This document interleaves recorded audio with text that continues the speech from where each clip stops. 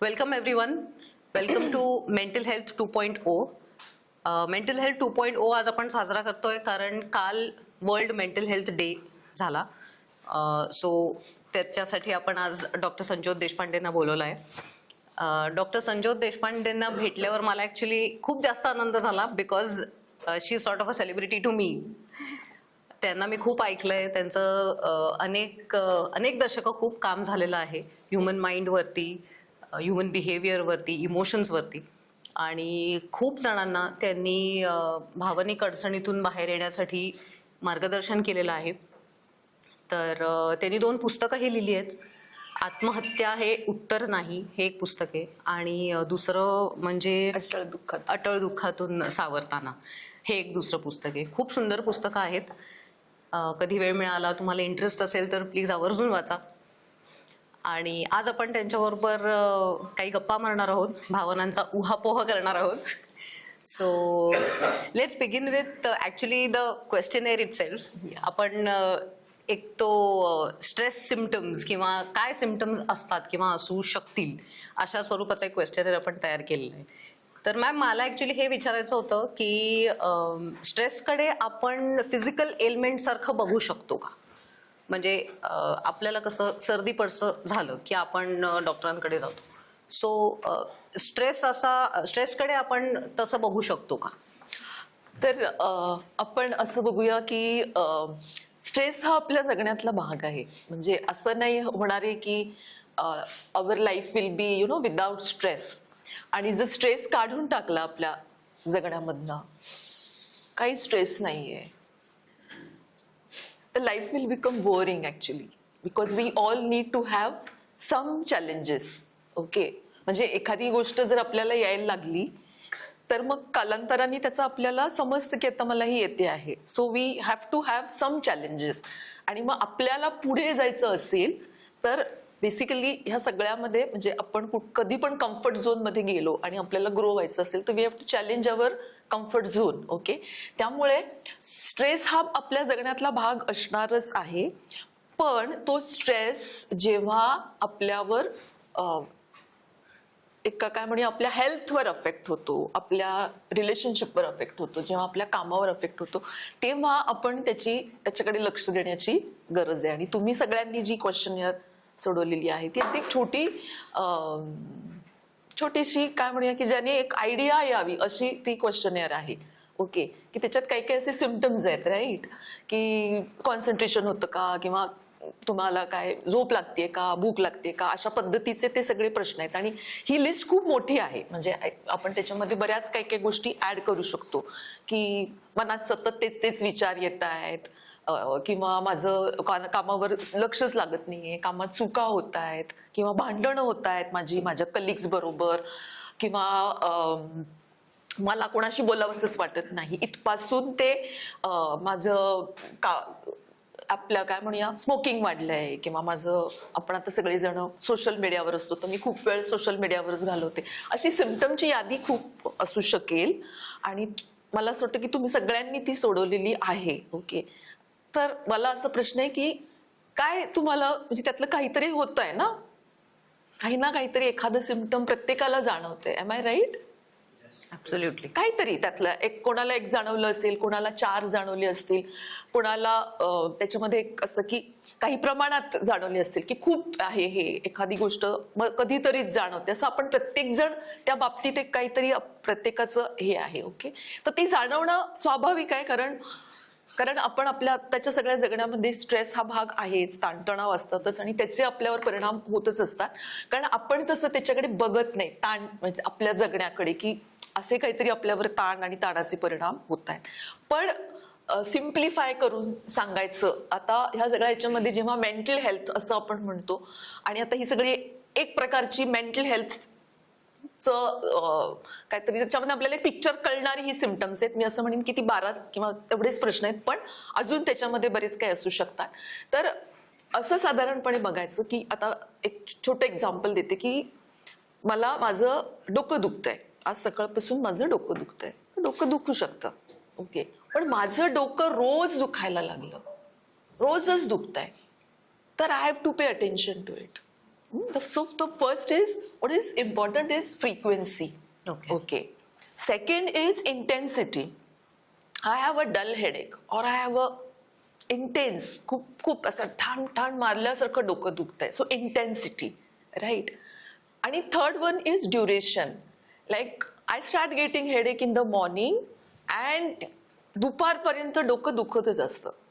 That is in duration. So if I have to assess myself on mental health, what I have to see की ही सगळी symptoms आहेत, किंवा आपण असं म्हणूया वी डू फील अँगर, सगळेजण अँगर विषयी आपण सगळ्यांना काहीतरी इश्यूज असतात, कोणाला एन्झायटी असते, कोणाला भीती वाटत असते, कोणाला नर्वस वाटत असतं. So will replace this word headache say by अँगर or maybe anxiety or maybe some kind of fear or maybe मला कॉन्फिडन्सच वाटत नाहीये, ओके, और I don't feel good about my self, की मला रडायलाच येतं खूप. We can go on like that. Frequency कधीतरी होणं, किंवा माझा मूडच नाहीये आज, ओके, सिम्पल आपण असं म्हणतो ना, आज मूडच नाहीये माझा, ओके. सो हे समजा आपण कधीतरी होणं इज स्वाभाविक, होऊ शकतं. असं जसं फिजिकली होतं तसं सायकोलॉजिकली पण होणारच. सो आपल्याला त्याची, पण मला रोजच मूड जातोय माझा, रोजच रडायला येते, रोजच मला राग येतोय खूप, ओके, आणि मग तो त्याची इंटेन्सिटी काही पण असू शकते, ओके, कमी अधिक असू शकते, आणि ड्युरेशन, की असा राग येतो असा जातो, किंवा मला असं इथे येईपर्यंत भीती वाटते की आता इथे जाऊन बोलायचं आहे, मग असं धडधड होते, आणि मग मी बॉसच्या समोर जाते किंवा इथे येऊन काहीतरी प्रेझेंटेशन द्यायचंय, मग सम हाव आय गॅदर माय सेल्फ, पण मला तिथे येईपर्यंत भीती वाटत असते, किंवा मग मला असं वाटतं नकोच हे करायला, ओके. सो त्याचं ड्युरेशन, कधी कधी तो दिवसभर राहतं ते फिलिंग, कधी कधी बॅक ऑफ द माइंड असतं, somehow we manage to do that, असं सगळं करतो. सो आपल्याला जर असेस करायचं असेल तर ह्या सगळ्या सिम्पटम्सवर तो frequency, intensity, duration, whether it is affecting my health, whether it is affecting my relationship, and whether it is affecting my work, okay, because आपण सगळेजण काय म्हणायचं काम करत असतो for various reasons, okay. So ह्याच्यामध्ये फ्रिक्वेन्सी, इंटेन्सिटी, ड्युरेशन हे सारखं होतंय, म्हणजे आपण सिम्पल सांगायचं तर 8 दिवसापेक्षा जास्त होतं आहे तर we have to pay attention to it, okay. इतकं असं साधं करून सांगतेय मी, पण 8-10 दिवसांपेक्षा तर ते जास्त होत असेल तर yes, definitely I have to pay attention to it. आणि पुढचे जे मी प्रश्न विचारले त्यातल्या एका जरी प्रश्नाचं उत्तर हो असेल तर yes, I really have to look into my mental health, okay. मी थोडंसं बघायला पाहिजे की नेमकं काय होतंय, कसं होतंय. इट इज लाईक ताप आल्यासारखं असं आपण म्हणूया. So here we are not talking about की काहीतरी भयंकर आजार झालेला आहे, ताप आल्यासारखं. So this is how actually you all can assess frequency, intensity, duration, whether it is affecting my work, relationship and health, okay. You can assess yourself, जसं आपण फिजिकली करतो. मला हेडेक व्हायला लागला की the first thing what I do, मी पटकन डॉक्टरला फोन करते किंवा पटकन काहीतरी त्याच्यावर रेमेडी शोधते. पण we don't do this when it comes to our mental health, okay. आणि आपल्याला अशा बऱ्याच सूचना आपलं मन आणि आपलं शरीर देत असतं, okay. So I think I have answered your question. So इथेच आता म्हणजे लागूनच मला तो प्रश्न आठवतोय की आपण जात नाही डॉक्टरांकडे. सो अजूनही मेंटल हेल्थ रिलेटेड जो काही स्टिग्मा आहे तो म्हणजे दिसतोय, people talk about it, awareness आहे, पण तरी सुद्धा जाण्यासाठी स्टिग्मा आहे. तर मग ते कसं काय आपण हँडल करायचं, किंवा तुमचा अनुभव काय आहे, तुम्हाला काय वाटतं याच्यामध्ये? डेफिनेटली स्टिग्मा डेफिनेटली आहे. So when I started my practice say 20-25 years back, त्यावेळेला तर ते खूपच लपून छपून आणि असं होतं, असं मी म्हणेन.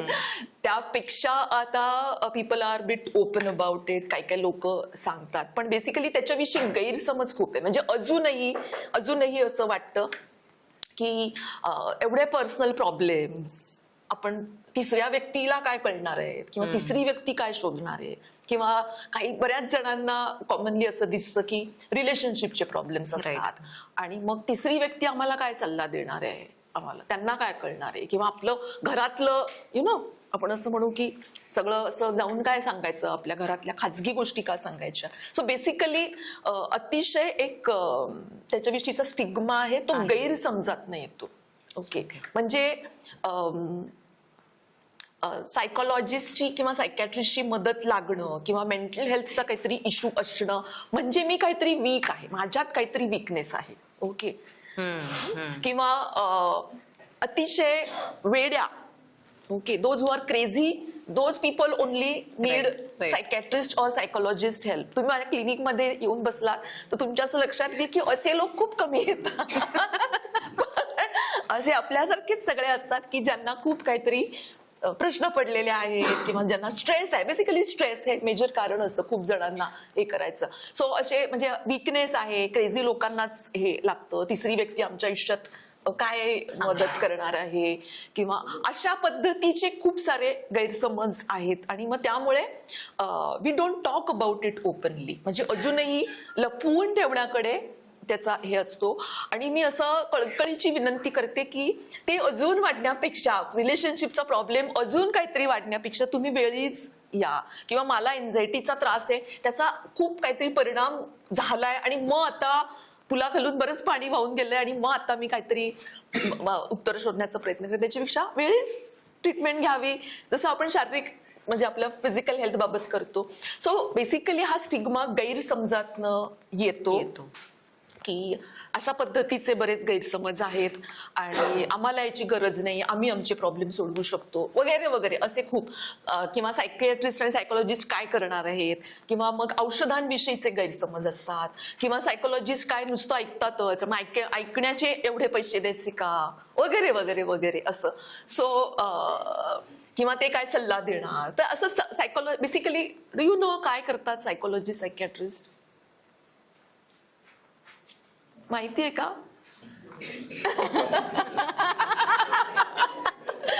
महत्वाचा प्रश्न आहे. Do you know what do they do? Okay. So since we are talking about this, Yes, please. Okay. So basically psychiatrists जे असतात ते म्हणजे सोपं सांगते मी. ओके, सायकियाट्रिस्ट जे असतात ते basically they prescribe medicine. Okay, आणि त्यांचं मुख्य हे असतो की डायग्नोज करणं आणि मेडिसिन देणं जिथे. ओके, आणि म्हणजे आता अगदी एन्झायटी म्हणजे आता खूप प्रकारचे आजार आहेत, पण समजा आपण असं सिम्पल की काही असतात आजार हे सर्दी खोकल्यासारखे असतात. Okay, actually like cough and cold, ज्याला आम्ही म्हणतो cough and cold of psychiatry. Okay, ज्याच्यामध्ये एन्झायटी, डिप्रेशन ह्या पद्धतीचे कसल्या तरी fears. Okay, you all must have heard about phobias, right? नंतर काहीतरी सगळ्यांनी OCD ऐकलेलं असतं, राईट? OCD ऐकलंय, obsessive compulsive disorder, right? Panic disorder, खूप जणांना पॅनिक ह्याचा त्रास होतो. एन्झायटी तर आता आय विल टेल यू 5 जणांमध्ये एकाला एन्झायटी आहे. इथे किती लोक आहोत आपण? म्हणजे तितक्या लोकांना एन्झायटी आहे. डेफिनेटली आहे. ते सांगतच न सांगत. So it is so common. Okay, 4 ते 5 लोकांमध्ये एका व्यक्तीला एन्झायटीचा त्रास आहे. 20 पैकी एका व्यक्तीला डिप्रेशनचा आहे. Okay, I am not here talking about काय म्हणायचं असं टिपिकल डायग्नोसिस किती काय, पण असतं आहे. म्हणजे हे अभ्यासलं गेलेलं आहे, हे प्रमाण आपल्याला दिसतं. ओके, आणि त्यामुळे असे आपण आत्ता इथे जर लोक असू तर आय एम शुअर म्हणजे त्याच्यामध्ये पुन्हा एकदा काही असं चुकीचं काही नाहीये. म्हणजे आपल्याला काहीतरी त्रास असा असू शकतो आणि होत असतो. Okay, so coming back to की आपल्याला सायकॅट्रिस्ट जे असतात ते मेडिसिन देतात अशा आजारांसाठी. तर हे cough and cold of psychiatry.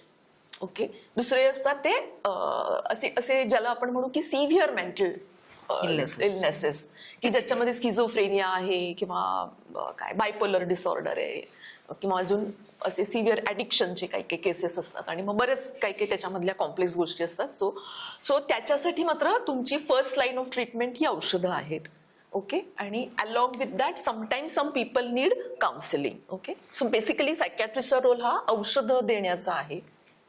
Psychologist they actually assess you, ते काही टेस्ट करतात ते डायग्नोसिस करतात आणि सायकोथेरपी काउन्सिलिंग हा सायकोलॉजिस्टचा बेसिकली फोकस असतो. So they help you to basically they help you to understand your own personality, your problem. They help you to own the responsibility for your problem and they help. ते सल्ला देत नाहीत. Okay, they help you to solve. म्हणजे तुम्हाला they make you able की तुम्हाला ते तुमच्यामध्ये ही क्षमता निर्माण करतात so that you can handle your problem. Okay, so counselling किंवा थेरपीमध्ये तुम्ही असं करा असं कोणी पण सांगत नाही. येस वी डू टेल की तू एक्सरसाइज कर, तू असं आम्ही काही काही गोष्टी डेफिनेटली सांगतो. ओके, पण बेसिकली त्या व्यक्तीची विचारांना चालना मिळावी so that person will be able to own the responsibility of his emotion, his problem आणि तो सॉल्व्ह करू शकेल. Right. तर सायकोलॉजिस्ट जे असतात ते बेसिकली त्यांचा रोल तो असतो. सो कधी कधी सायकोलॉजिस्टकडे जाणाऱ्या लोकांना मेडिसिन लागतं आणि म्हणजे एन्झायटी, डिप्रेशन हे जे आपण कॉमन ज्या गोष्टी दिसतात जसं म्हणलं 4 लोकांमध्ये एकाला, 20 लोकांमध्ये एकाला, आणि ही अशी रेंज आहे. म्हणजे ह्याच्यामध्ये माइल्ड टू मॉडरेट, सिव्हिअर असं खूप काय काय असतं. सो या सगळ्या ह्याच्यामध्ये तुम्हाला सायकॅट्रिस्ट, बेसिकली प्रायमरीली सायकोलॉजिस्ट आणि इफ रिक्वायर्ड सायकॅट्रिस्टची मदत लागू शकते. ओके, आणि म्हणजे चांगले असतात सायकोलॉजिस्ट. सो मॅम माझा पुढचा म्हणजे बेसिकली नॉन जजमेंटल असतात. See why we have to go to a psychologist, sorry, की बेसिकली तुम्हाला एका सेफ स्पेसमध्ये nobody is going to जज यू. तुम्हाला तिथे गेल्यानंतर you can actually talk about your problem. So non judgmental approach असतो. सो तुम्ही ओपनली बोलू शकता. असं कुठलाच सायकोलॉजिस्ट तुम्हाला म्हणणार नाही हे काय एवढं साधं येत नाही का, असं कोणी म्हणणार नाही. ओके, सो तो ऍक्सेप्टन्स आणि ती सेफ स्पेस आणि ते जे बोलणं असतं ते त्याची खूप मदत होते. राईट. सो मॅम आपण जे हे बोलता बोलता माझ्या डोक्यात आलं की सर्दी पडसं म्हणतो, राईट. सो आपली मेंटल हेल्थ आणि आपली इम्युनिटी ह्याच्यामध्ये काही लिंक आहे का? म्हणजे आपण माइंड बॉडी कनेक्ट बरेचदा मी शब्द ऐकलेला आहे, बरेच जण म्हणतात, खूप जणांचा ह्याच्यावर रिसर्च आहे, तर त्याविषयी तुम्ही काही सांगू शकाल? हो, खूप सांगू शकेल. कारण बऱ्याचदा असं होतं की म्हणजे this is typical scenario in my clinic की बऱ्याचदा बरेच म्हणजे जर मी माझी ओपीडी फिजिशियनच्या जर शेजारी करू शकले ना तर माझ्यासारखी प्रॅक्टिसच कुणाची नसेल. ओके, कारण बरेचसे म्हणजे ज्याला आपण म्हणतो सायकोसोमॅटिक इलनेसेस. ओके, तर ते तुमच्या म्हणजे तुम्हाला असणारे आजार ह्याचं मूळ तुमच्या मनात आहे. सो सायकोसोमॅटिक, मनोशारीरिक आजार.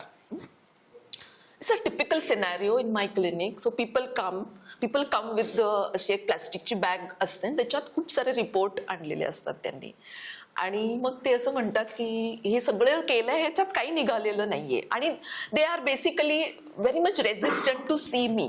कारण त्यांना खूप काहीतरी होत असतं आणि मग शेवटी so how it happens. Okay, so असं होतं की मला काहीतरी गॅस्ट्रिक ट्रबल आहे, मला ऍसिडिटी होते, कॉन्स्टिपेशन होते, अमुक होतंय तमुक होतंय, व्हॉट नॉट. मग काहीतरी होतंय, मग जनरली आपण काय करतो, आपल्या फॅमिली फिजिशियनकडे जातो. मग ही प्रिस्क्राईब सम मेडिसिन, मग मी मेडिसिन घेते. मग मला असं वाटतं की ओके बरं वाटलं. मग परत महिनाभरानी आय स्टार्ट गेटिंग सिम्पटम. असं एक दोनदा होतं. मग मला असं वाटतं homeopathy will give me the answer. मग आय गो टू होमिओपॅथ, मग आय टेक मेडिसिन. मग त्याच्यात 5-6 महिने जातात. मग मला थोडं बरं वाटतं, थोडं नाही वाटत. मग माझ्या असं लक्षात येतं की पण नाहीच बरं वाटत ते. आयुर्वेद आपल्या भारतातला आहे, you know, I should sick help from Ayurveda. मग मी आयुर्वेदकडे जाते, अजून 2-4 महिने जातात. मग नॅचरोपॅथी, मग कोणी योगा, मग कोणतरी ॲक्युप्रेशर, असं खूप ह्याच्यामध्ये पत्रिका, खूप हेल्थचे इश्यूज आहेत. मग हा खडा घालूया, तो हे करूया, असं खूप होतं. हे खूप होतं. मला वाटतं खूप साऱ्या जणांना रिलेट होतंय. आणि मग असं खूप काय काय करतात. मग पुन्हा you go to that our basic जो फिजिशियन असतो त्याच्याकडे जातो. मग आणि ह्या सगळ्यात खूपदा तपासण्या झाल्यात. सो ती फाईल अशी झालेली असते. आणि फिजिशियन, मग कोणतरी सुपर स्पेशालिटी, मग असं खूप काय काय असं खूप करून मग तुम्हाला काय स्कोपीच सांगितली आहे कसली, MRI, असं भरपूर कशात काही निघत नाही. So the thing is symptom आहेत आणि आजार नाही अशी परिस्थिती आहे. आणि when the physician tells that individual हे सायकोलॉजिकल आहे, तर सायकोलॉजिकल आहे हे वाक्य चुकीचं आहे. ऍक्च्युली चुकीचं आहे म्हणजे लोकांना ते चुकीचं वाटतं, कारण सायकोलॉजिकल असं म्हटल्यानंतर असं वाटतं मी काय नाटक करतेय. ओके, त्यांना कळत नाहीये. See he can't understand. माझं कोणालाच कळत नाहीये, कुठला डॉक्टरच नाहीये या जगामध्ये की ज्याला माझं कळू शकेल. सो मग ते म्हणतात की जा यांच्या या मॅडमकडे जा, मग ते दाखवतात सिम्पटम्स आहेत आणि आजार नाही. मॅडम मी उद्या स्कोपीची पुन्हा माझी अपॉइंटमेंट आहे, तर मग आता काय करायचं. तर मी म्हणते स्कोपीला किती पैसे जाणार आहेत, तर 10,000 रुपये. म्हणजे मला दे, मी आता तुला सांगते ह्याच्यातनं काही निष्पन्न होणार नाही.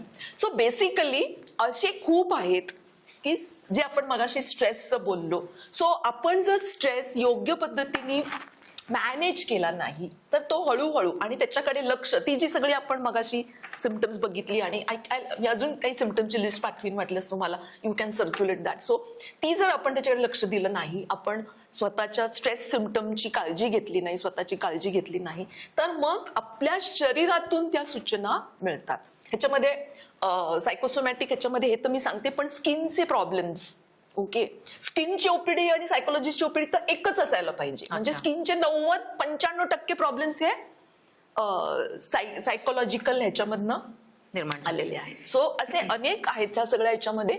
सो डेफिनेटली त्या सगळ्याचा स्ट्रेस होऊन आपल्या शरीरातून तो यायला बाहेर पडतो. पण ही अशी स्टेज असते की ज्या वेळेला सिम्पटम्स आहेत आणि आजार नाहीये, डायग्नोजेबल आजार काही नाही, त्यांना काहीच गोळी दिलेली नसते, काहीतरी प्लासिबो विटॅमिन आणि मल्टीविटॅमिन आणि असं काहीतरी दिलेलं असतं, एखादी झोपेची गोळी दिलेली असते, काहीच दिलेलं नसतं, कारण काही आजारच नाहीये ट्रीट करायला.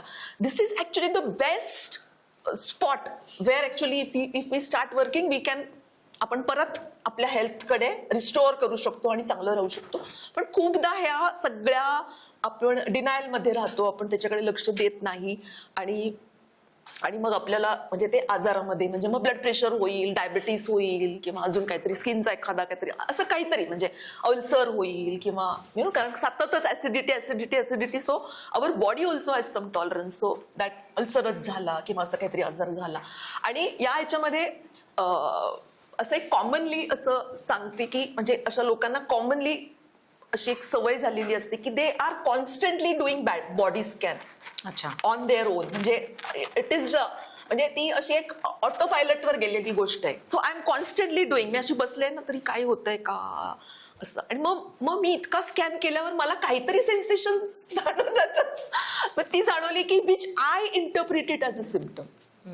आपल्याला जाणवतात ती बॉडी सेन्सेशन्स असतात, पण मी त्याला सिम्पटम म्हणून बघते की मग मला काहीतरी होत आहे, आणि मग मला काहीतरी होतंय ही इतकी अशी थीम डोक्यात बसते की मग सतत आपण काहीतरी शोधत राहतो, आणि which affects quality of life, which affects work. कारण मला काहीतरी झालं असं म्हटल्यानंतर आपण एक आपला आवाकच ठरवून घेतो, मग जास्तीचं काम नको, मग मी हे करणार नाही असे, म्हणजे मी स्टार्ट रिस्ट्रिक्टिंग, मग मला असं नाही चालत, असं मी स्टार्ट रिस्ट्रिक्टिंग. सो बेसिकली असं आहे की डेफिनेटली बॉडी आणि माइंड रिलेशन असतं, आणि स्ट्रेस येतो म्हणजे काय येतो तर आपणच क्रिएट केलेला आहे ना. म्हणजे शेवटी स्ट्रेस ही एक की मला असं वाटतं, म्हणजे आता समजा इथे मला यायचं आहे, म्हणजे कसं काय जमणार आज लेक्चर द्यायला असं समजा मला वाटायला लागलं, तर तो स्ट्रेस आहे.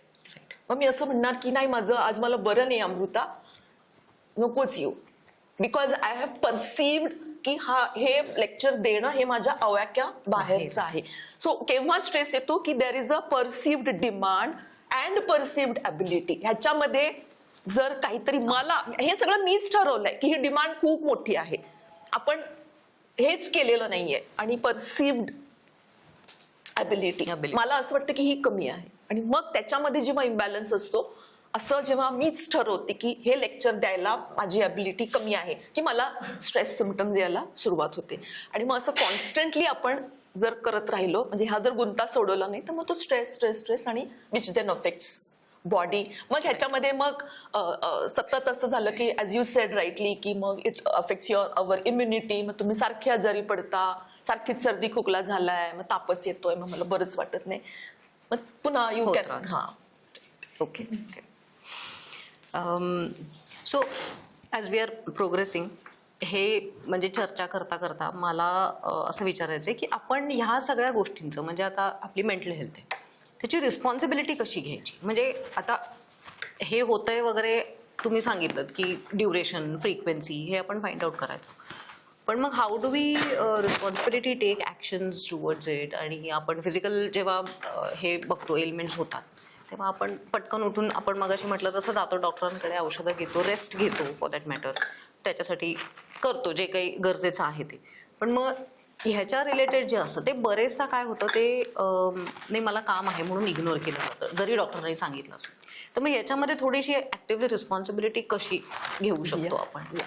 सो फर्स्ट म्हणजे जसं आपल्याला फिजिकल हेल्थचं महत्व आहे तसं आपल्याला मेंटल हेल्थ, मानसिक आरोग्याचं पण महत्व आहे. ते का आहे? बिकॉज आपणच म्हणजे माणूस अशा अर्थाने मला म्हणायचंय की माणूस हीच एक म्हणजे प्राणी असा ह्या जगात आहे की ज्याला जगण्यातलं मिनिंग हवं असतं. मांजर काही शोधत नाही जगण्यातलं मिनिंग, राईट? किंवा हत्तीला काही पडलेलं नाहीये की काय ह्या जगण्याचा अर्थ आहे. बरोबर. खायचंय, प्यायचंय, फिरायचंय आणि पुढची जनरेशन क्रिएट करायची. पण माणसाला मात्र खूप मिनिंग हवा असतो सगळ्या जगण्यामध्ये, आणि तो जेव्हा नसतो तेव्हा म्हणजे क्वालिटी ऑफ लाईफ डिटेरियोरेट होते. ओके. आणि आपण पूर्वीसारखी तर राहत नाही आहोत ना, म्हणजे फक्त आपला झगडा हा काही जीवन मरणाशी नाहीये. म्हणजे आपण एका प्रगत जगामध्ये राहतोय, राईट? सो पूर्वी हे सगळं काही नव्हतं, आपल्या आजूबाजूलाच वाघ, सिंह वगैरे होते, तेव्हा आपला झगडा पण हा जीवन मरणाशी होता. ओके. आणि त्यावेळेला फिजिकल ताकदीचं पण तितकंच महत्व होतं. आणि तेव्हा एक गोष्ट कळण्याची गरज होती की हे धोकादायक आहे, वाघ आलाय हे धोकादायक आहे, हे आपल्याला कळण्याची गरज होती. बिकॉज आपल्याला स्वतःला प्रोटेक्ट करायचं होतं आणि ते कळलं आपल्याला, म्हणून आपण आता इथे बसून बोलतो आहोत. आता आपले चॅलेंजेस बदललेले आहेत. We want to grow. आपल्याला मुलांना काहीतरी घडवायचंय, आपलं करिअर बिल्ड करायचंय, असे आपले काहीतरी गोल्स आहेत, काहीतरी कॉन्ट्रीब्यूट करायचं आहे. असं प्रत्येकाचा मिनिंग ही अशी गोष्ट आहे की ती प्रत्येकासाठी खूप इंडिव्हिज्युअल आहे. ओके.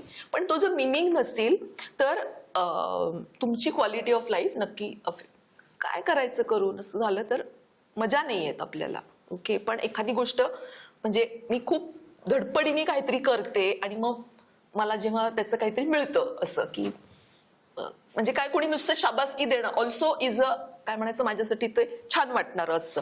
सो बेसिकली आपण ह्या सगळ्याला एक मिनिंग शोधत असतो नात्यामध्ये, कामामध्ये. आणि मिनिंग हा शब्द असा की खूप मोठा करून बघण्याची गरज नाहीये, म्हणजे त्याला असं काहीतरी फार भयंकर मिनिंग शोधतो म्हणजे असं काहीतरी असंही म्हणत नाही. आपल्या डे टू डे लाईफमध्ये आपल्या छोट्या छोट्या गोष्टींमध्ये पण खूप मिनिंग सामावलेला असतो. सो माणूस ही अशी व्यक्ती आहे की ज्याला मिनिंग हवं असतं, आणि it is definitely associated with the quality of life. आपल्या जगण्याची गुणवत्ता ही आपल्या त्या सगळ्यावर अवलंबून असते. आणि डेफिनेटली यू कॅन अंडरस्टँड की it is not only about life and death, it is about finding meaning, living qualitatively. आणि त्याच्यात मनाचं महत्व खूप आहे. Okay. So if we understand this, okay, if I understand की मला हे अचीव्ह करायचंय माझ्या लाईफमध्ये, इट कॅन बी एनिथिंग. आणि इफ आय हॅव डिफाईन्ड की this is how I look at my life and this is how I feel, हे असं असलं तर ते माझं क्वालिटेटिव्ह जगणं आहे. ओके. आता ह्याचा विचार करायला लागतो. ओके. की मला क्वालिटेटिव्ह जगणं म्हणजे काय आहे, माझ्यासाठी मिनिंग आहे म्हणजे काय आहे, मला काय साध्य करायचंय, व्हॉट इज माय गोल, असं हे सगळ्याचा एक थोडासा विचार करायला लागतो. सो हे सगळ्याचा इम्पॉर्टन्स लक्षात घेतला तर हे आपल्या मनातनं आलेली गोष्ट आहे. आणि म्हणून इथे मेंटल हेल्थचं महत्व खूप आहे की मेंटल हेल्थ जर चांगली असेल तर मी माझं काम, माझे रिलेशनशिप, माझी प्रोडक्टिव्हिटी, माझ्या आयुष्यात मी काय करते आहे, मी कसं लाईफ जगते, ह्याला खूप हे आहे. आणि मग आपण म्हणजे हे मला जर अशी एक उर्मी आहे माझ्यामध्ये किंवा मला ह्याची जाणीव आहे, उर्मी पण मी म्हणत नाही, मला एक त्याच्याबद्दलचा अवेअरनेस आहे, मला जाणीव आहे. असं कोणाला म्हणजे साधं आहे ना की मी व्यायाम केला नाही तर मला काहीतरी होईल, असं इतकं सिम्पल आहे. सो आपल्याला नको असतात आजार, मग ते जसे शारीरिक ह्याच्यावर नको आहेत तसे मला मानसिक ह्याच्यावर जर नको असतील तर definitely I have to own the responsibility for my mental health. पण पहिल्यांदा आपल्याला मला हे का करायचं हे समजायला पाहिजे, तर आपण ते मग मग आपोआपच आपण त्या गोष्टी करतो. So ma'am, coming to the practical side of life, म्हणजे आता आपण जसं तुम्ही मगाशी म्हणालात की आताचं आयुष्य काही तसं नाहीये. So we are doing careers, आपल्याला मुलांना घडवायचं असतं, आपलं करिअर घडवायचं असतं आणि अनेक गोष्टी आणि खूप कॉम्प्लेक्स झाले आता खूप कॉम्प्लेक्स झालेलं आहे.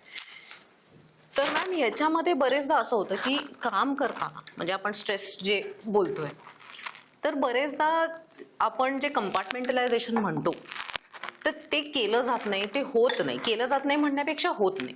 तर कधी कधी घरी गेल्यावर सुद्धा तो स्ट्रेस आपण कॅरी करतो, किंवा घरचा जो स्ट्रेस असतो तो ऑफिसमध्ये कॅरी करतो. तर हे आपण कसं थांबवू शकतो आणि how harmful is this to us? Definitely हे डेफिनेटली हार्मफुल आहे, त्याच्यात काहीच वाद नाही की आपण सतत एका बर्डन खालीच राहतोय. Something is happening in my house, काहीतरी चाललंय, काही स्ट्रेस आहे, घरी कोणतरी आजारी आहे, रिलेशनशिपचं काहीतरी आहे, मुलांचं काहीतरी प्रॉब्लेम आहे, फायनान्शियल काहीतरी स्ट्रेस आहे, खूप स्ट्रेस वेगवेगळ्या प्रकारचा असू शकतो. आणि if I am carrying it to my work place, so definitely तो त्रासदायक आहे. माझा वर्क प्लेसचा स्ट्रेस मी जर घरी नेत असेल तर तो डेफिनेटली त्रासदायक आहे. ओके, सो आपण ज्याला असं म्हणूया की ह्या दोन्ही गोष्टी मला जर सांभाळायच्या असतील, म्हणजे सिम्पल की मला वर्क लाईफ बॅलन्स जर डेव्हलप करायचा असेल, ओके, की आता हा माझा वेळ घरचा आहे आता, आणि वर्क लाईफ बॅलन्स जेव्हा आपण असं म्हणतो त्यावेळेला असं अजिबात अपेक्षित नाहीये की 8 तास वर्क आणि 8 तास लाईफ, असं होत नाही आपल्या रोजच्या जगण्यामध्ये. पण आय रिअली नीड टू, म्हणजे आपण असं म्हणतो ना, म्हणजे आता मी खूपदा असं सिम्पल सजेशन खूप लोकांना देते, ओके, किंवा इवन आय फॉलो दॅट, की तुम्ही कामावर धडधड धडधड करत आपण येतो, खूप ट्रॅफिक आहे, काहीतरी आपलं वाहन चालवत आलेलो आहे आणि खूप काय काय काय काय आहे. A simple thing can actually help अशा वेळेला. I just have to go sit in my chair, दीर्घ श्वास घ्यायचा आहे आणि स्वतःला कामाच्या ठिकाणी आणायचंय. Okay, you need not do much. Compartmentalization म्हटलं की असं वाटतं आता मला काहीतरी भिंती बांधायच्यात, आता संपलं ते. Okay, just take a deep breath. मी आता पुढचे 8 तास काम करणार आहे. Okay, we have to train our mind. Okay, आणि ह्याचा अर्थ असा नाही आहे की मग माझ्या मनामध्ये विचार येणारच नाहीये घरचा. ओके, घरचा आपण ह्युमन माइंड हे असं आहे की डिस्ट्रॅक्ट होणं हेच ह्युमन माइंडचं क्वालिटी आहे. सो कॉन्सन्ट्रेशन असं जे आपण म्हणतो, तर आपण खूप लोक असं म्हणतात, असं मेडिटेशन करायला बसलो मला माझं कॉन्सन्ट्रेशन होत नाही, वेगवेगळे विचार येतात. नॉर्मल आहे ते, असंच होणार आहे, मन असंच आहे. तुमच्यापैकी आता सगळेजण इथे किती मनाने उपस्थित आहे?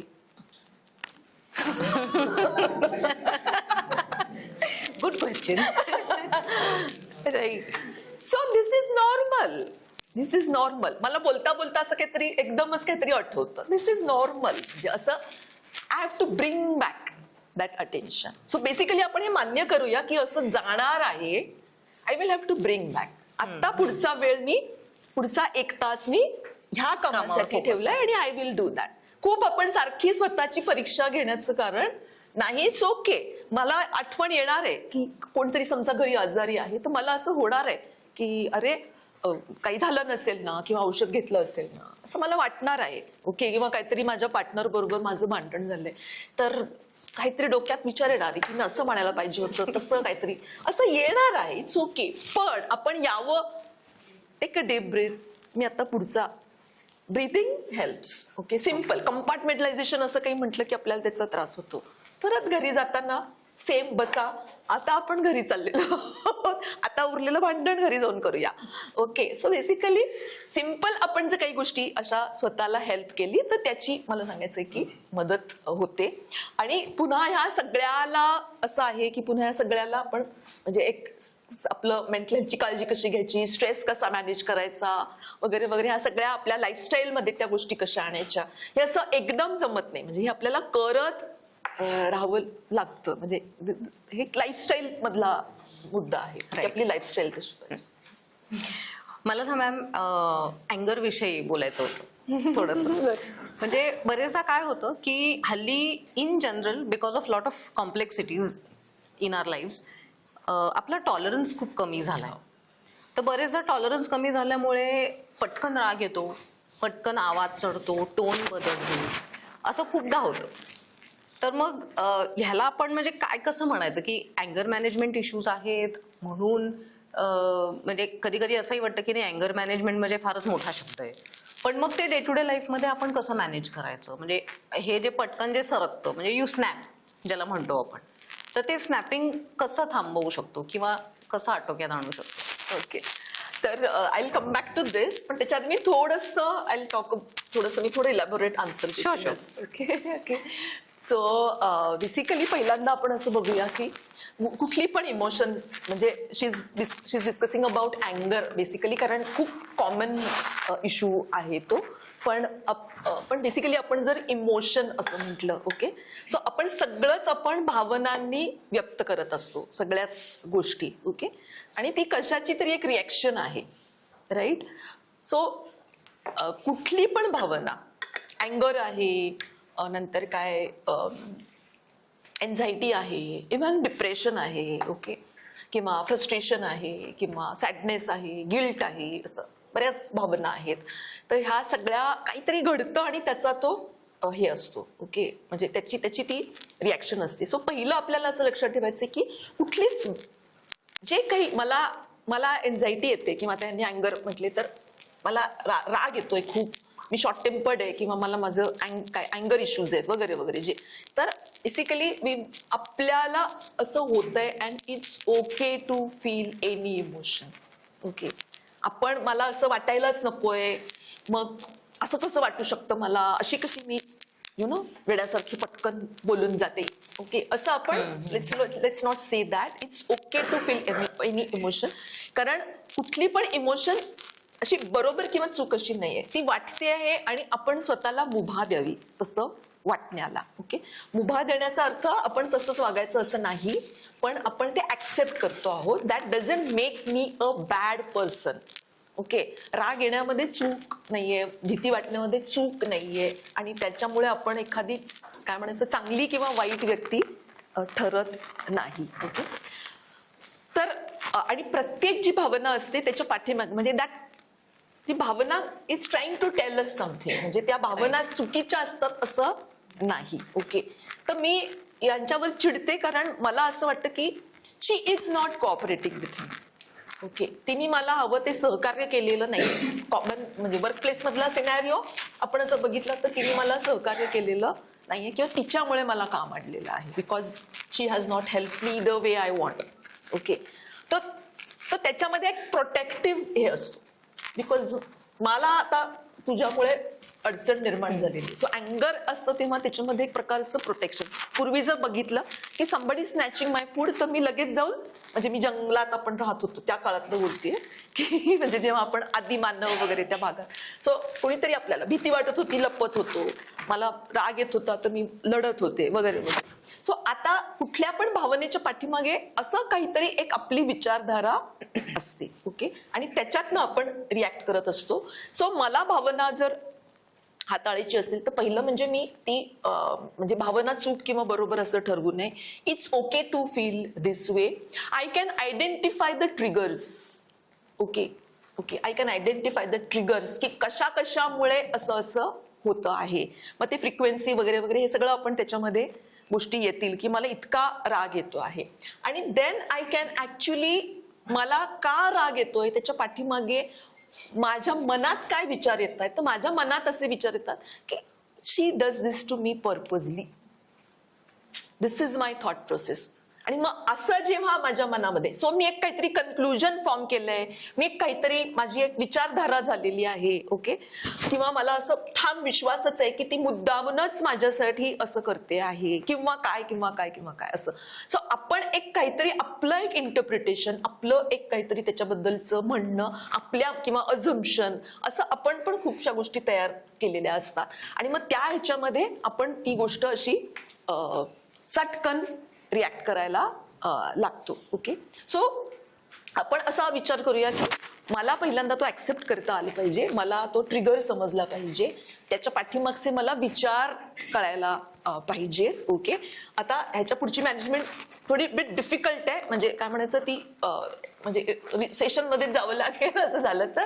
पण आपण कशा पद्धतीने विचार करतो आणि त्या विचार करण्याच्या पद्धतीवर आपण जर थोडं काम करू शकलो तर आपल्याला अँगर मॅनेजमेंट किंवा कुठली पण भावना नक्कीच हाताळता येते. पण पर से आपण असं म्हणूया की देर इज म्हणजे it's okay to feel the way you are feeling. पहिल्यांदा आपण त्या भावनेला क्वेश्चन करायचं नाही आणि स्वतःला क्वेश्चन करायचं नाही. ते ऍक्सेप्ट केलं तर we are in a better position to help. की हो, मी गेले काही दिवस खूपच मी चिडचिड करते सगळ्यांवर, असं म्हटलं तर आपण हेल्प करू शकतो. Okay, we should allow our self to do that. Triggers find out करणं, त्याच्या पाठीमागचे विचार, आणि मग बाकी अशी छोटी मोठी टेक्निक्स खूप असतात. म्हणजे तुम्ही डीप ब्रिदिंग करा त्यावेळेला, किंवा तुम्ही नेमकं तुम्हाला काय मेसेज पोचवायचा आहे तो लिहून काढा आणि तेवढाच बोला. ओके, की मला एवढंच सांगायचंय, कारण त्या रागाच्या याच्यामध्ये मी काहीतरी चुकीचं बोलून जाते. आणि ज्याला यू आर सेइंग की स्नॅप केलं, असंच बोलले, अमुक झालं, लागेल असं बोलते. May B I use अब्युजिव्ह, especially in अँगर. अँगर ही अशी थोडी हर्ट करणारी इमोशन आहे. So I may end up hurting you or anybody around me. आणि पुन्हा एकदा की हे सारखं वारंवार होतंय, तर मग आपण म्हणजे फक्त त्या इमोशनकडे पण नकोय ना बघायला. म्हणजे how am I handling my life, काहीतरी माझ्या आयुष्यात खूप स्ट्रेसफुल चाललंय का, आणि म्हणून मी सारखी चिडचिड होतीये का. म्हणजे it can B symptom of something also. So तसंही बघण्याची गरज आहे. राईट. सो म्हणजे ऑल इन ऑल मग माझ्या म्हणजे असं लक्षात येते की आता इथे मी अँगर म्हटलं म्हणून, पण कदाचित ओव्हरऑलच इमोशन रेग्युलेशन जे आपण म्हणतो ते साधारण ह्या टेक्निकनी कुठलंही इमोशन आपल्याला हँडल करता येतं. सो मग ते अँगर असेल किंवा दुसरं काही डिसअपॉइंटमेंट असेल, काही असेल, एनी. सो त्याच्यामध्ये असं एक लक्षात घेऊया, म्हणजे कुठली पण जेव्हा घटना घडते त्यावेळेला मला त्याची काहीतरी एक रिॲक्शन आहे, इमोशन. ओके, सो इमोशन असं म्हटल्यानंतर म्हणजे एखाद्या गोष्टीचा संताप येणं आणि एखाद्या गोष्टीचा राग येणं. ओके, किंवा एखाद्या गोष्टीची चिंता वाटणं, एन्झायटी वाटणं, आणि एखाद्या गोष्टीची काळजी वाटणं. Okay, having concern about something and feeling anxious. Okay, किंवा अँगर आणि अनॉयन्स, किंवा मला एखादी गोष्ट जमली नाही तर मला I just feel depressed is I am talking about emotion म्हणून मी बोलते इथे डिप्रेशन. सो मला असं वाटतं की काय अर्थच नाहीये आता याच्यामध्ये. So depression and sadness. Okay, किंवा गिल्ट अँड रिग्रेट, एखाद्या गोष्टीविषयी अपराधी वाटणं आणि पश्चाताप होणं. तर भावना पॉझिटिव्ह आहे का निगेटिव्ह आहे ह्याच्यापेक्षा ती हेल्पफुल आहे का अनहेल्पफुल आहे ह्याला महत्व आहे. So if you are not cooperating with me, I need to feel angry, पण at an appropriate level. Okay, हा मुद्दा त्यातला आहे. सो मला अँगर मॅनेजमेंट किंवा कुठली पण भावना मॅनेज करायची आहे, ती म्हणजे ती राग येतोय आणि मी आता एकदम मॅच्युअरली येऊन बोलायला लागले की अमृता तुम्ही हे करता, असं होत नाही. ओके, मला माझा मेसेज तितक्याच फर्मली पोचवायचा आहे. ओके, असं काय आपण लगेच शहाण्यासारखं वागावं असं अपेक्षित नाही. पण मग त्या इनअप्रोप्रिएट किंवा अनहेल्पफुल इमोशन कडनं हेल्पफुल इमोशनवर यायचंय. ही अँगर मॅनेज म्हणजे कुठल्या पण इमोशनची मॅनेजमेंट ती ऍक्च्युली ती आहे, तशी करायला पाहिजे. कारण एकदम म्हणजे काय म्हणायचं 0 आणि 1 असं नाही असू शकत. ते आपल्याला त्या इथे यायचं आहे की जी मला मदत करेल, जी मला माझ्या गोलकडे जायला मदत करेल, जी मला कम्युनिकेट करायला मदत करेल, जी मला माझ्या कामामध्ये मदत करेल. सो बेसिकली असं एकदम इकडे आणि तिकडे असं नाही, ती भावना मदत करणारी. हेच अप्लिकेबल आहे पॉझिटिव्ह इमोशन्सना सुद्धा. Okay, love and positiveness. Okay, so कुठलीच भावना म्हणजे भावना पॉझिटिव्ह आहे, सकारात्मक आहे म्हणजे ती चांगली आहे असं नाही, किंवा ती मदत करणारी आहे असं नाही. सो प्रेम वाटणं आणि मालकी हक्काची भावना असणं, किंवा खूप मला कसलं तरी अवॉर्ड मिळालं तर feeling good about my self, मला अभिमान वाटतोय आणि अरे मेरी जैसी कोई नाही असं वाटणं, एकदम ॲरोगंट प्राईड. सो ह्या दोन्हीमध्ये फरक आहे. राईट. किंवा सॅटिस्फॅक्शन अँड ओव्हर सॅटिस्फॅक्शन. हा अभी सब कुछ हो गया, तब कुछ मत करो असं. So I am not satisfied, I am over satisfied असं. सो बेसिकली मुद्दा तो आहे की भावना ह्या आपल्याला भावनांची मॅनेजमेंट शिकणं म्हणजे भावना ऍप्रोप्रिएट किंवा मदत करणाऱ्या हेल्पफुल ट्रॅकवर आणणं हे आहे. Right absolutely. खूप छान एलॅबोरेशन दिलं ॲक्च्युली. सो मगाशी तुम्ही एक मुद्दा मांडला होता ॲडिक्शनचा. तर मला ॲक्च्युली हे विचारायचं आहे की हल्ली आपण सगळेच जण ओव्हरऑल फोन ॲडिक्ट असतो. म्हणजे पटकन थोड्या वेळाने इंस्टाग्रामच उघडतो, थोड्या वेळाने मेसेज आलेत का ते बघत असतो, रील्स बघत असतो, खूप स्क्रोल करतो, फेसबुक बघत असतो. त्याच्यामुळे म्हणजे तुम्ही म्हणालात तसं yes we are bound to get distracted. पण हे डिस्ट्रॅक्शनचं लेवल खूप म्हणजे होतंय किंवा झालंय असं मला म्हणायचंय. तर आपण ते कसं काय हे करू शकतो, म्हणजे थोडंसं कंट्रोल करू शकतो? So that has now become a kind of coping mechanism. खूप लोक ऍक्च्युली जी लोक म्हणजे कोणी पण ऍक्च्युली पण that is become the good way of distracting your mind. Okay, so आता कितीतरी जे लोक येतात ज्यांना अनेक पद्धतीचे इश्यूज आहेत. So the best way to distract your mind is की तुम्ही पटकन त्या ह्याच्यामध्ये जाता आणि मग ते कोपिंग मेकॅनिझम राहत नाही. कालांतराने इट बिकम्स ते ॲडिक्शनकडे जातं की तुम्हाला त्याच्याशिवाय राहताच येत नाही. What is addiction? की तुम्हाला त्या गोष्टीशिवाय म्हणजे ती गोष्ट जर मिळाली नाही तर त्याचे तुमच्यावर चलबिचल होते, रेस्टलेसनेस येतो आणि यू क्रेव for that thing. Okay, so तुम्हाला असं वाटतं की कधी आता पटकन जाऊन मग ते चहा, कॉफी, सिगरेट, ड्रिंक्स आणि आता मोबाईल किंवा कुठलाही स्क्रीन ह्याला ऍप्लिकेबल आहे की यू क्रेव फॉर दॅट थिंग की तुम्हाला. आणि ते आता ही म्हणजे स्पेशली मोबाईल आणि स्क्रीन हे इतके ऑटो पायलटवर गेलेल्या गोष्टी आहेत. यू डोंट इव्हन रिअलाइज की मी फोन घेतलेला आहे. यू डोंट इव्हन रिअलाइज की मी घरी जाऊन नेटफ्लिक्सवर काहीतरी लावलेलं आहे किंवा यू डोंट रिअलाइज की तुम्ही माइंडलेस स्क्रोलिंग करत आहात. So it has really become mindless झालेलं. तासन-तास जातात. So you promise your self की मी 15 मिनिटच करेन आणि you don't even, you end up spending time for 2 hours or whatever.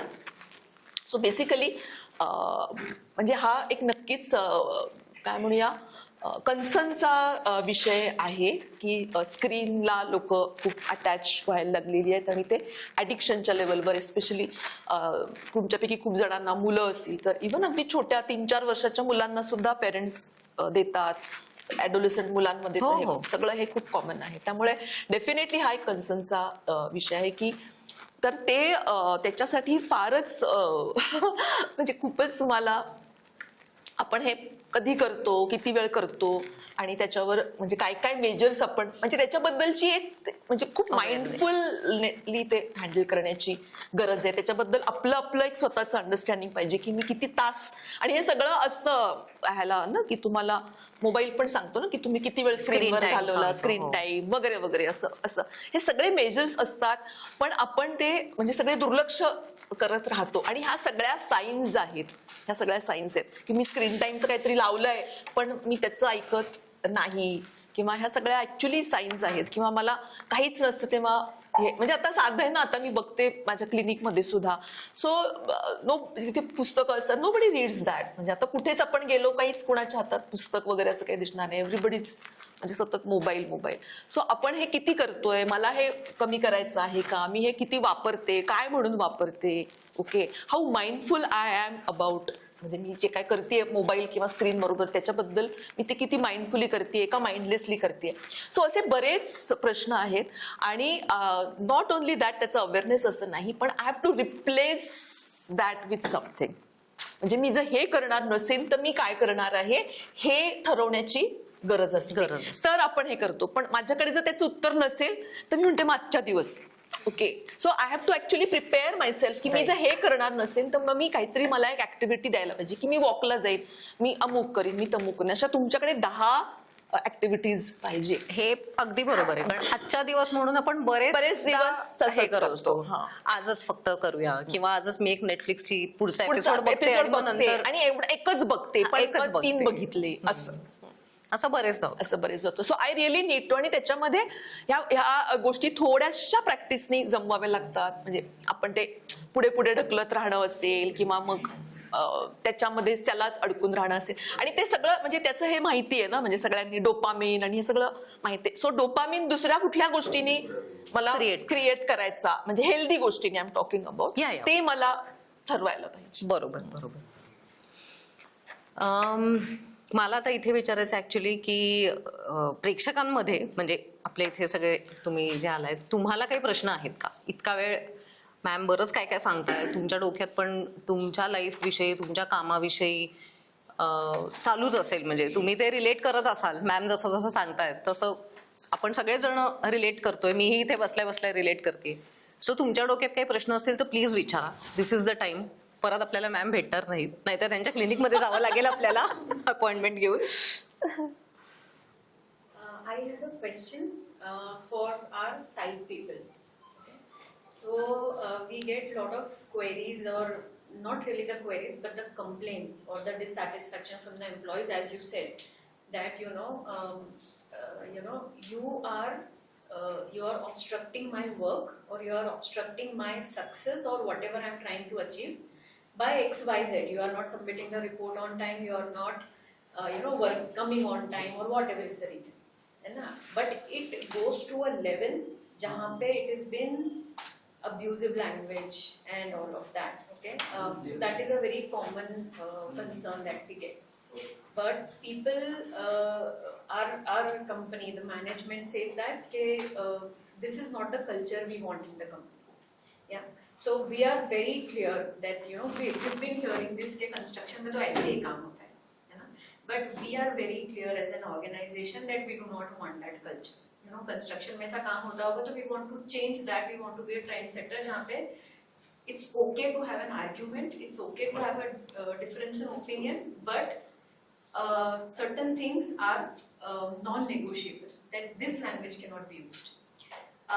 But as you said, if I go and tell me or anybody, any manager from HR, if we go and tell, okay, please do not use this language, please do not do that, it's not going to work. How do we handle this as an HR? That how do we tackle this? And we are talking about people who are way more experienced than us. They are way more higher in the designation than us. And then if we tell them that people are leaving because you are using this language, so they are like, what? Is that the only reason in the world that I am using this language? And again that defensive, okay, am I the reason? I am working so much for the project, I am doing this for the project. If I am yelling on anybody, if I am shouting on anybody, my intention is that the work of the project is done. So we do not want to disrespect their intention or emotion towards the company or the project of the company. They will be very attached to the work that they are doing. How do we tackle this? How do we stay there? Okay, I'll try to answer. Okay, so basically it is म्हणजे मला वाटतं ते मी सांगते. So basically when you tell someone to do this, okay, there is always a resistance. Okay, you do this, म्हणजे आपण like when we tell our children अभ्यास कर, तर there is always a resistance. मला नाही करायचं आहे, right? So if you want to build the culture, so जे कोणी काम करणारी लोक आहेत, they have to actually own it. तो त्यांचा एक स्वतःचा त्याची रिस्पॉन्सिबिलिटी त्यांनी घेण्याची गरज आहे, आणि ती घेण्यासाठी त्यांच्याशी प्रॉब्लेम झाल्यावरच बोलायचं असं नाहीये. म्हणजे when something happens and then we are going and then we are telling ki you are not supposed to do this, or you are not supposed to use such kind of language. Okay, problem झाल्यावरच आपण address करत असू तर कदाचित ते तितकं work होणार नाही. Okay, we have to keep on talking about it. Okay, we have to keep on talking about it. We have to make them, म्हणजे आपण ज्याला असं म्हणूया ना की लेट्स डिस्कस, म्हणजे they should also be the part of the decision की ह्या व्हॅल्यूज आहेत आपल्या आणि त्या आपल्याला अडॉप्ट करायच्या आहेत. ओके, तर ते कदाचित थोडी रिस्पॉन्सिबिलिटी ओन करतील. म्हणजे ही व्हॅल्यू आहे अशी पाळायची असं म्हणण्यापेक्षा आपण हे असं असं काय काय वाटतं, काय काय ह्याच्यावर डिस्कशन व्हायला पाहिजे. फक्त प्रॉब्लेम मध्ये जाऊनच बोलायला पाहिजे असं नाही. आणि हे करताना जे सगळे बायसेस आहेत they must be carrying lot of biases, जे तुम्ही सांगताय की असंच असतं, असंच बोलायला लागतं, हीच लँग्वेज कळते. So there are so many biases. So ते त्या बायसेस मधनं बाहेर पडायला पण त्यांना मदत करायला पाहिजे. ओके. आणि it is a process. That's how I will say. It is a process. म्हणजे ती अशी एका ह्याच्यात नाही होणार. म्हणजे maybe you will have to असं मध्ये मध्ये फॉर्मली इनफॉर्मली, म्हणजे फॉर्मली म्हणजे त्यांना ते फॉर्मली इनफॉर्मली असं असेल, पण तुमच्या बाजूनी it is a planned activity. That's how I will से. की तुम्हाला मध्ये मध्ये व्हिजिट केलं, बोललं, काहीतरी कोणाशी तरी त्याच्याबद्दल डिस्कशन ठेवलं, आणि मग आपण मिळून हे करतोय तर तो रेझिस्टन्स थोडा कमी होईल. आणि मग त्या बायसेस बद्दल पण की पण हे आहे की म्हणजे हीच लँग्वेज कळते, पण मग असं ह्या बायसेस मधनं बाहेर पडायला आपण काय करू. सो इट इज लाईक नुसतं सांगून, म्हणजे what I want to tell you, की नुसतं सांगून होणार नाहीये. आणि काहीतरी प्रॉब्लेम झाल्यावर आपण कॉन्फ्लिक्ट सोडवायला गेलो आणि तेव्हा सांगितलं की you are not suppose to use this language. मॅडमला काय कळतंय, ऑफिसमध्ये बसतात, ओके, साईडचे प्रॉब्लेम्स नाही माहिती मॅडमला, इथे आम्हालाच मॅनेज करायचंय, असंच होणार आहे. मेडिटेशनसाठी येस. मॅम, मेडिटेशनचा विषय निघालाच आहे, तर एक थोडंसं एलॅबोरेटली सांगाल, म्हणजे सांगितलं तर छान होईल. कारण मेडिटेशन का करावं, त्यांनी फायदे काय होतात, त्यांनी आपल्याला इथे ओव्हरऑलच, म्हणजे मगाशी आपण वर्क लाईफ बॅलन्स विषयी बोललो, त्याच्यात सुद्धा खूप मदत होते असं मी ऐकलंय, वाचलंय बरेचदा. सो तेही थोडंसं असं राऊंड अप करून सांगितलं तर छान होईल. सो म्हणजे आपण मेंटल हेल्थ आपल्याला काळजी घ्यायची आहे, आणि त्याच्यामध्ये आपण असं बोललो की एक लाईफस्टाईल आपल्याला मेंटेन करायची, आणि ज्या गोष्टी आपल्याला फिजिकल हेल्थसाठी मदत करतात त्या गोष्टी मेंटल हेल्थसाठी सुद्धा मदत करत असतात. म्हणजे त्याच्यामध्ये एक्झरसाईज आला, काय तुम्हाला हवा असलेला एक्झरसाईज, आणि डाएट आलं, self care. Okay, self care हा एक अतिशय महत्वाचा विषय आहे. तुम्ही स्वतःची काळजी कशी घेता, म्हणजे it can be as simple as that की मी पाणी पिते का, मी किती पाणी प्यायला पाहिजे. समजा की मी काय 2 लिटर पाणी दिवसभरात प्यायला पाहिजे, तर डू आय फॉलो दॅट. मी रोज एक फळ खायला पाहिजे, तर मी ते करते का. म्हणजे इतक्या सिम्पल गोष्टी आहेत की ज्याच्यामध्ये I really have to prioritize. Okay, तर मग मी ते प्रायोरिटीवर जर ठेवलं तर मग मला माहिती आहे, आणि मग आता ह्याच्यावर खूप पुस्तकं आहेत आणि खूप बोललं जातं की मग मला ती म्हणजे ते हॅबिटमध्ये मला कन्वर्ट करायचं असेल तर मी ते रोज केल्यानंतर मग तुम्हाला त्याच्यामध्ये बँडविड्थ जात नाही. तुम्ही 4 वाजले की तुम्हाला फळाची आठवण येते आणि तुम्ही पटकन खाऊन टाकता. ओके, सो बेसिकली ह्या लाईफस्टाईल रिलेटेड चेंजेस हे खूप महत्वाचे आहेत to take care of our mental health.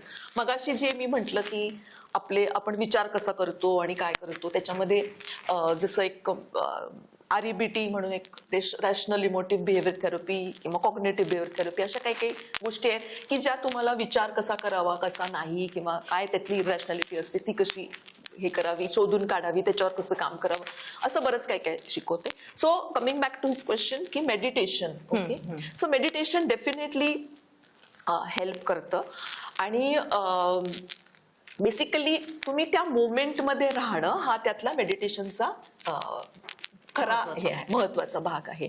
So अगदी सिंपल म्हणजे सिंपल पद्धतीने करायचं असेल तर तुम्ही कम्फर्टेबली बसणं, आणि असं मी अगदी सुरुवातीला ते खूप लोकांना कधी कधी कठीण जातं, पण मे बी सकाळी 10 मिनिटं, संध्याकाळी 10 मिनिटं, जस्ट क्लोज युअर आईज आणि pay attention to your breath. तुम्ही श्वास कसा घेता आहात आणि कसा सोडता आहात. ओके, आणि असं मी म्हणतो की तुम्ही हा जो आपला एरिया आहे, म्हणजे आपल्या नॉस्ट्रिल्स मधनं श्वास आत जात असताना तो थंड आहे, वॉर्म आहे, किंवा काय त्याचं फिलिंग होतंय, तो आत कसा जातोय, तो बाहेर कसा येतोय. So paying attention to that. Okay, मी श्वास आत घेतला आणि मी सोडला, आणि त्याचं हे पण टेक्निक तुम्हाला माहिती असेल की श्वास आत घेतला की आपलं पोट पुढे यायला पाहिजे, आणि श्वास सोडला की पोट आतमध्ये जायला पाहिजे. ओके, सो हे जेव्हा आपण करतो तर मगाशी मी म्हटलं तसं की असे 1-8-10 श्वास दिले की माझं मन कुठेतरी भरकटतं. I have to bring back that attention again. पुन्हा श्वासावर मी लक्ष केंद्रित केलं. ओके, आणि मी पुन्हा श्वास घेतला आणि सोडला. तर हे तुम्ही करून बघितलं तर मेडिटेशन म्हणजे ह्याला एक प्रकारे असं म्हणूया की मेडिटेशननी, माइंडफुलनेस बेसिकली ह्या सगळ्या गोष्टींनी आपल्याला आपल्या मेंदूत पण काही बदल होतात. ओके, म्हणजे काही गोष्टी, काही वेगळे न्यूरल पाथवेज त्याच्यामधनं तयार होतात. म्हणजे असं आता मी अगदी खूप सोपं करून सांगते, पण you really have to practice it. Okay, so त्याच्यामधनं आपल्याला म्हणजे मेंदूला एक प्रकारचं रिलॅक्सेशन त्याच्यामधनं मिळतं आणि चांगले हार्मोन्स त्याच्यामधनं क्रिएट होतात. आणि हे फक्त आपण सकाळी 10 मिनिटं आणि संध्याकाळी 10 मिनिटं हे जे आपण म्हणतोय किंवा 20 मिनिटं करायचं किंवा whatever time you wanted to do it, ह्याच्या बरोबरीने आपण ह्या सगळ्या गोष्टी दिवसभरात सुद्धा काही वेळेला करू शकतो. लाईक मी जेवते आहे तर I have to be there. Okay, मी इथे स्क्रीन ऑन ठेवलं आणि मी काहीतरी खाते आहे असं काही करू नये, किंवा घरी जाऊन मी काहीतरी सिनेमा लावला आणि मी जेवते. त्याच्यापेक्षा मी जे जेवते आहे तर मी अर्धा तास जेवावं.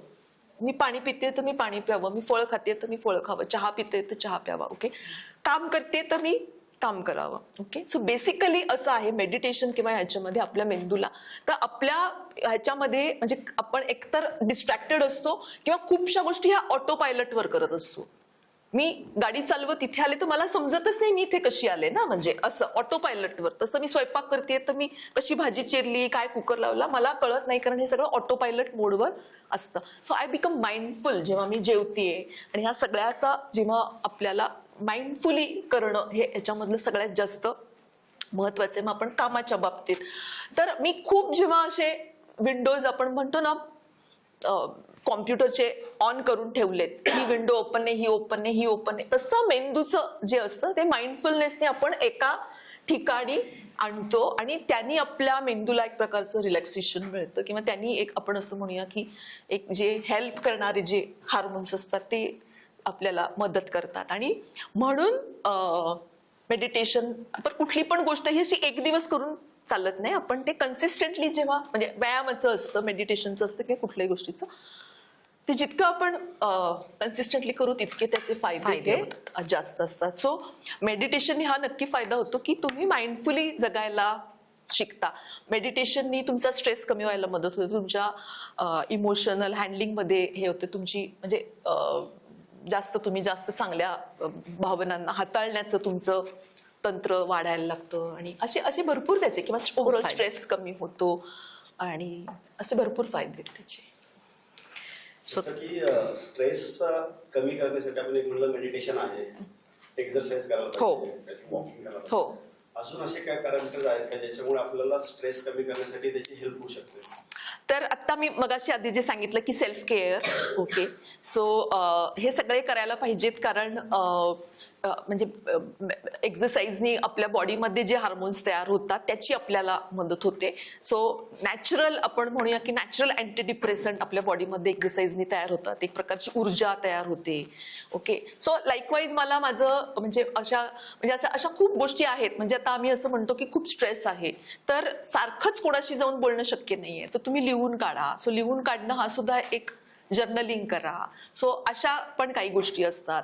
काही वेळेला ज्याला काही लोक ग्रॅटिट्यूड जर्नल म्हणतात, किंवा माझ्या आयुष्यात असलेल्या चांगल्या गोष्टींची दखल घेणं. ओके, तर अशा गोष्टींची मदत होते. मला कशाने रिलॅक्सेशन वाटतं हे आपल्याला समजलं पाहिजे. म्हणजे समजा मी म्हणलं की मला म्युझिकनी वाटतं, तर यांचं काहीतरी वेगळं असू शकतं. कलरिंगने वाटेल, किंवा तुम्हाला काहीतरी कोणाशी तरी मित्राबरोबर अर्धा तास मी गप्पा मारल्या तर असू शकेल. सो आपण म्हणजे ह्या सगळ्यातनं आपल्याला आपण आपली काळजी घेणं हा खरा महत्वाचा भाग आहे. आणि पुन्हा हे खूप थिन लाईन आहे. काळजी घेणं म्हणजे कम्फर्ट झोन मध्ये जाणं नाही. आता मी जपून जाणार असं नाही. काळजी घेणं हा आपल्या जगण्यातला एक. सो सेल्फ केअर ही खूप म्हणजे ती मला अशी खूप असं वाटतं की प्रत्येकाने त्याच्याबद्दल विचार केला पाहिजे की what is my idea of self care. Okay, so आणि त्या पद्धतीने पण ह्या बेसिक गोष्टी आहेतच की ज्याच्या सेल्फ केअर मध्ये अपेक्षित आहेत. सो तसं आपण थोडंसं वेळेचं भान ठेवायला हवंय. कार्यक्रमाच्या तसं शेवटाला चालूय आपण. पण एक फायनल प्रश्न मला विचारायचा आहे की म्हणजे डे टू डे लाईफमध्ये म्हणजे we all are searching are peace. म्हणजे कुठे ना कुठे काही ना काहीतरी आपण शोधत असतोच. बेसिकली तो कामनेस, तो पीस आपण शोधत असतो. तर ते आपण म्हणजे कसं करू शकतो, म्हणजे मिळवू शकतो आपल्यासाठी. आणि एक छोटासा दुसरा प्रश्न पण की what is your message today Okay. To us? Okay. Yes, आपण म्हणतो की कशाला आपण जगतोय, तर आनंद मिळवायला जगतोय. एक मेंटल पीस, शांतता हवी आहे, एक चांगलं जगणं हवं आहे. Okay. So when you are talking about आनंद, तर आपण असं म्हणूया की त्याच्यामध्ये म्हणजे एक क्षणिक मिळणारा आनंद आहे. आत्ता मला यांनी आईस्क्रीम दिलं तर मला मजा येईल एकदम, किंवा चॉकलेट दिलं तर आय विल रिअली फील एकदम भारी वाटेल की असं आहा एक्सपिरियन्स. हा एक आनंद आहे. आणि एक मे बी मी काहीतरी एक प्रोजेक्ट पूर्ण केला आणि त्याच्यातनं मिळणारा आनंद आहे. ओके. सो आणि हे दोन्ही आनंद आपल्याला जगण्यामध्ये आवश्यक आहेत असं मी म्हणेन. ओके. असं नाहीये की मी काही अशी मजेच्या गोष्टीच करू नये, should keep my self deprived of that, अशी मजा करू नये असं पण नाहीये. पण आणि ह्या दोन्ही गोष्टी आपल्या जगण्यामध्ये गरजेच्या आहेत. ओके. तर त्या मिळवण्यासाठी म्हणजे ज्याला गेल्या काही वर्षांमध्ये सायकोलॉजी हा जो विषय आहे तो नेहमीच असा नकारात्मक पद्धतीने बघितला गेला. म्हणजे सायकोलॉजी म्हणलं की प्रॉब्लेम असं एक समीकरण असतं सगळ्यांचं. Okay. Talk about problem, talk about काहीतरी डिप्रेशन, अनकॉन्शियस माइंड, आणि असं खूप असं सगळं डार्क साईड. पण गेल्या एक 25-30 वर्षांमध्ये सकारात्मक मानसशास्त्र, पॉझिटिव्ह सायकोलॉजी ह्याचा खूप अभ्यास केला गेलेला आहे. सो वी ऑल हॅव, जशी एक नकारात्मक बाजू आहे तशी एक पॉझिटिव्ह बाजू पण आहे. वी डू हॅव स्ट्रेंथ, आपल्या सगळ्यांमध्ये एक आनंद घेण्याची क्षमता आहे. आपण सगळे रेझिलियंट आहोत. ओके. बाय डिफॉल्ट आपण रेझिलियंट आहोत, कमी अधिक असू पण आपल्यामध्ये एक रेझिलियन्स आहे. ओके. अशा भरपूर, किंवा आता आपण असं म्हणतो ना, मगाशी तुम्ही जो प्रश्न विचारलात, values, we think about values, we think about building culture, हे सगळी पॉझिटिव्ह बाजू झाली. राईट. सो आणि मगाशी मी जो शब्द वापरला, लाईफ अबाव झिरो. ओके. म्हणजे quality of life. So that is life above zero. तर हे आपण बऱ्याचदा मेंटल हेल्थ म्हणलं की आपण तिकडचा विचार करतो, आपण इकडचा विचार करत नाही खूपदा. आणि आता हा जो म्हणजे शेवटी अल्टिमेटली हे सगळं काय तर दी एंड चांगला पाहिजे ह्याच्यासाठी ना, की आम्ही they lived happily ever after, किंवा आमची स्टोरी चांगली एंड झाली बुवा असं. तर ते त्यामुळे तो आनंद आपल्याला अल्टिमेटली हवा असेल तर ह्या दोन्ही गोष्टी त्याच्यामध्ये जगण्यासाठी किंवा क्वालिटी ऑफ लाईफ डिफाईन करण्यासाठी महत्वाच्या आहेत. सो पॉझिटिव्ह सायकोलॉजीमध्ये असं त्यांनी काही काही ज्या गोष्टी सांगितल्यात, बऱ्याच गोष्टी सांगितल्यात, पण मी अगदी त्यातल्या की त्यांनी पहिलं एक सांगितलं की म्हणजे प्लेझेंट, तुम्हाला कशाने छान वाटेल, म्हणजे तुम्ही चांगल्या लोकांना भेटा, चांगली एखादी ऍक्टिव्हिटी करा, सो दॅट माझ्या जगण्यामध्ये मला पॉझिटिव्ह भावना म्हणजे हे होतील, क्रिएट होतील, अशा निर्माण होतील, असे मोमेंट्स बद्दल मी सजग असलं पाहिजे. आणि आपल्या सगळ्यांमध्ये ती क्षमता असते. आणि मगाशी मी जे म्हटलं फ्रिक्वेन्सी, इंटेन्सिटी, आपण जे निगेटिव्ह म्हणजे अप्रोप्रिएट, इनअप्रोप्रिएट इमोशन, सो माझी पॉझिटिव्ह इमोशन्स एक्सपिरियन्स करण्याचे माझे मोमेंट्स मी वाढवायला पाहिजेत. ओके. नंतर दुसरं त्यांनी that they have called it as a pleasant life. Okay. नंतर एंगेज्ड लाईफ, की ज्याच्यामध्ये आपण आपल्या स्ट्रेंथ वापरतो आहोत. म्हणजे उदाहरणार्थ सिम्पल एक्झाम्पल, की मी समजा काय 10 किलोचं वजन उचलते आहे. ओके. तर मी कालांतराने 12 किलोचं उचलायला लागते. मग अजून सो आय एम ऍक्च्युली 10चं 12, 12चं 15, 15चं 20 असं करत जाते. मी एकदम 20 नाही उचलत, कारण दॅट इज नॉट पॉसिबल. पण मी स्वतःला चॅलेंज देते. आता हे आपल्या ऑफिसच्या कामाबाबत पण आहे.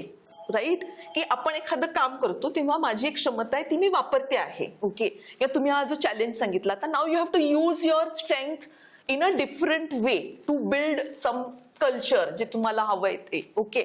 सो आपल्याला तो एक चॅलेंज आहे, तुमच्या स्ट्रेंथला, तुमच्या सगळ्या ह्याला असलेला तो चॅलेंज आहे.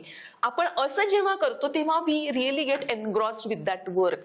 आणि त्याला खूप छान त्याला शब्द आहे फ्लो, FLOW, फ्लो, किंवा मराठीत मला सुचलेला शब्द आहे की तन्मयता. ओके. की I am just getting engrossed. कसा वेळ गेला मला कळलं नाही. आय वॉज, कारण ते मला चॅलेंजिंग होतं. आणि तुम्ही एखादं छोटं वर्ष 1.5 वर्षाचं मूल कोडं सोडवताना बघितलंय तर दॅट असं ते चाइल्ड इज जस्ट एनग्रॉस्ड, कारण ते काहीतरी सोडवत असतं. That is flow state. Okay, so positive सायकोलॉजीमध्ये सांगितलं की ती असे मोमेंट्स, म्हणजे थोडक्यात तुम्ही तुमच्या स्ट्रेंथना चॅलेंज करा आणि फ्लो मोमेंट्स तुमच्या जगण्यातले वाढवा, आणि which also give some meaning to your life, की तुम्हाला एक मिनिंग येतं की आपण काहीतरी ग्रो होतोय हे पण जाणवतं.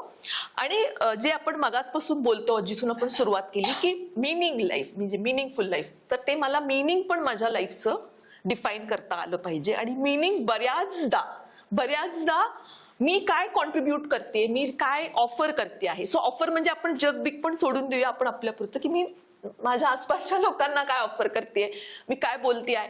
So it gives meaning to my life. So basically हे जर आपण बघू शकलो तर आपल्याला आपली क्वालिटी ऑफ लाईफ पण समजू शकेल, आणि म्हणजे त्याच्यामधनं एक आपण छान लाईफ जगलो, आणि जे तुम्ही म्हणता आहात की Absolutely. छान वाटेल मला.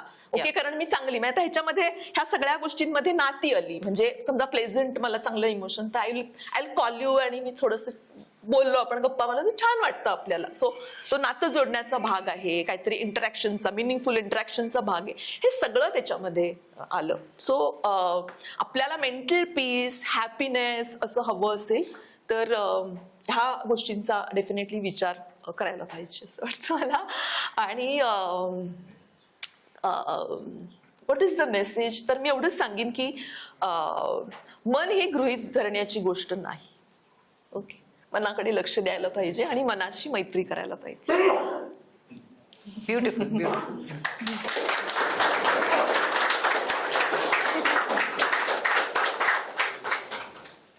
Thank you very much. आज मॅमशी गप्पा मारून खूप मजा आली, आणि आपल्याला सगळ्यांनाच काहीतरी नवीन आणि मिनिंगफुल कळलेलं आहे, जे आपण म्हणजे कदाचित आपल्याला तेवढं वाचून, अनेक पुस्तकं वाचूनही कळलं नसतं. त्याच्यासाठी बराच अभ्यास करायला लागला असता. ते मॅमने इतकं सिम्पल, सोप्या भाषेत आपल्याला सांगितलंय की मजा आली. खूप छान वाटलं मॅम. मला पण मजा आली. Thank you very much.